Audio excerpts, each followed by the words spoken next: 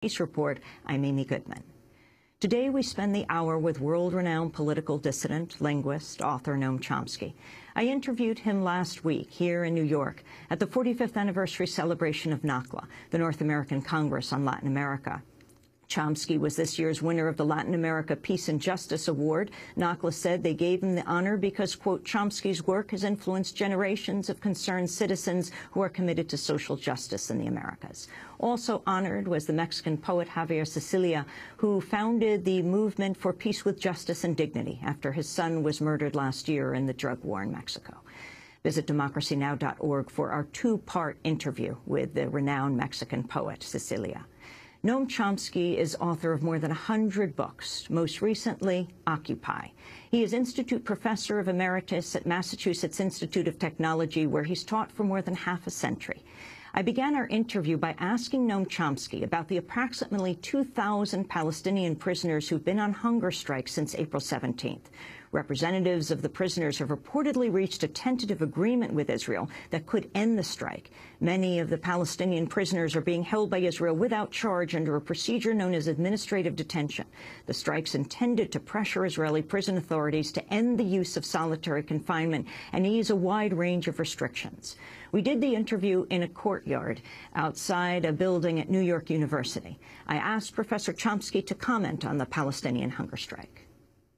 Among the many atrocities going on in the occupied territories, one of them is administrative detention, and another is very harsh, punitive prison conditions. Israel acknowledges several hundred prisoners under administrative detention. There's basically no inspection, so we don't know. Some of them have been there for years. That means no charges, just suspected of something and locked up, some of them over and over again. And the hunger strikes are a protest against these violations of elementary human rights and of law, in fact. Yeah. Overall, the situation in the West Bank and Gaza? Well, Gaza remains a prison. It's completely under siege. I mean, Egypt has opened up a little of the border, so there's some entry up and back, but basically it's the same as it's been for years. They can't export their produce. They can't have a live economy. The Israeli Navy pretty much bars fishing. The places, nothing can be reconstructed because you can't bring in construction material. There is, in fact, wealth through the tunnel system, but which has enriched, kind of entrepreneurs, if you want to call them that. It's a small sector of the population, but most of them are living in under kind of a forced hunger strike. The way the Israeli officials put it a couple of years ago is pretty accurate. We don't want to kill them all. It won't look good, but we'll keep them on a diet. So just at a survival level. Very young population, no future, can't get out. And it's, in a way, not unlike the refugee camps in Lebanon, which are, they're not torture chambers, but the hopelessness and the sense when you go through them, you see kids playing in the dirt, and you know they're going to be there all their lives, and their children are going to be there all their lives, and they'll never get out. That's what Gaza's like. The West Bank is being, the U.S. and Israel have a plan. They're slowly implementing it, systematically take over whatever's of value in the West Bank. And it's clear what it is. It's never been a secret. The structure of it has been entirely obvious, just goes step by step. So you take over everything within the means annex, ultimately the illegal annexation wall. They call it a separation wall, actually an annexation wall. That includes much of the arable land, water resources, the pleasant suburbs of Jerusalem and Tel Aviv and so on. So take that over. Take over the Jordan Valley, where Palestinians are being slowly driven out, and Israeli settlements are being built, and hundreds of wells are being sunk, and so on. More arable land. That basically imprisons what's left, and in the region that's left, about over half is essentially Israeli territory, Area C, and the Palestinians virtually no access to it. And there are salients cut through. First of all, Jerusalem itself is far larger than Jerusalem ever was, and it's been annexed illegally, of course, even in violation of Security Council orders. So this is vastly expanded Greater Jerusalem, which includes East Jerusalem. To the east of that is a salient going to a town founded in the 70s, but mainly constructed under Clinton in the 90s, Ma'ale Adumim. Its borders reach virtually Jericho, kind of bisects the West Bank.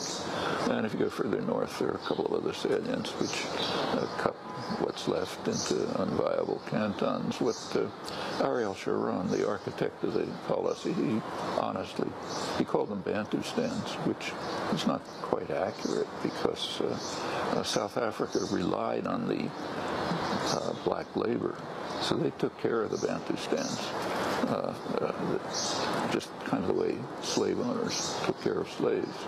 They're your kind of capital. You got to keep them going, let them reproduce, and so on. And they also hoped that the Bantustans would be recognized by other countries, so they sort of more or less kept them viable.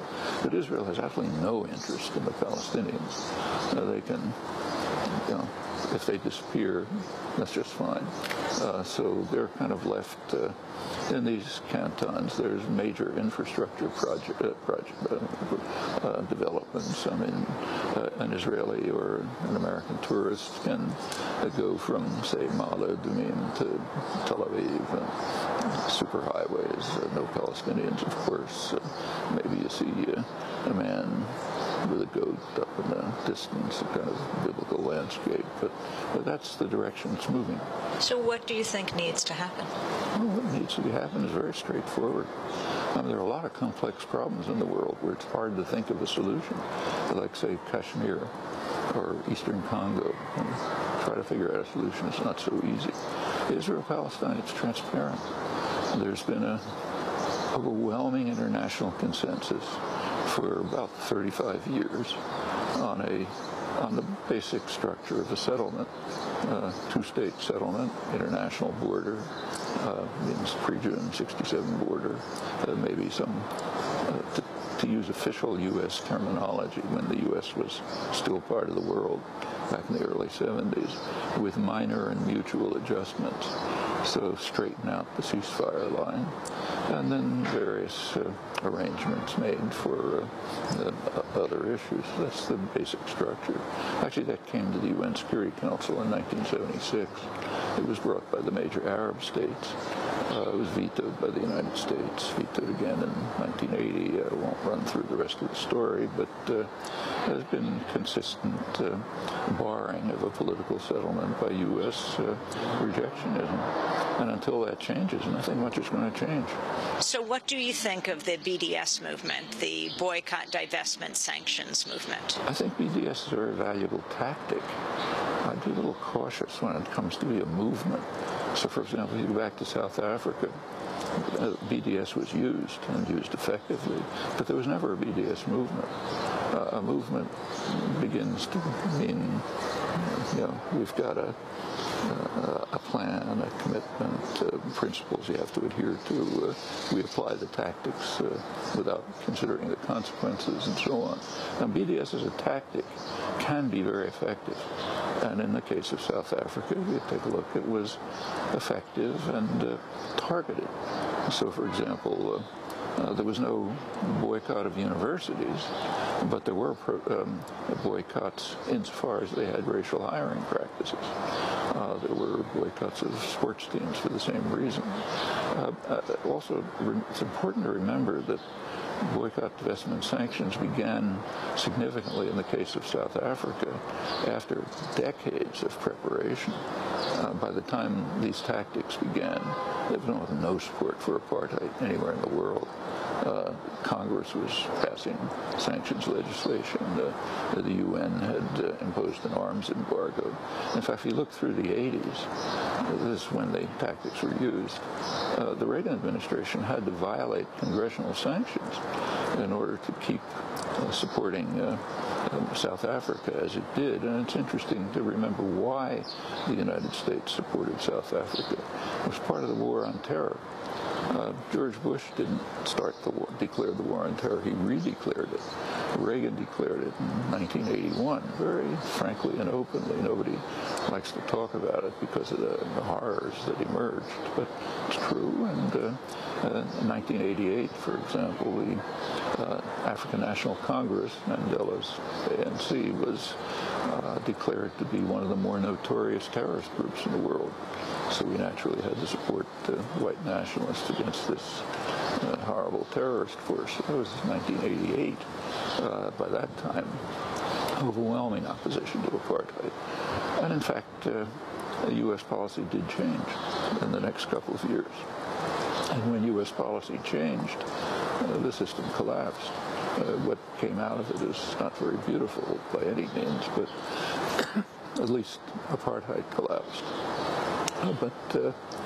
And that could happen in this case too. In fact, as I'm sure you know, Mandela himself was just removed from the terrorist list about 2 years ago. He can now come to the United States without special dispensation.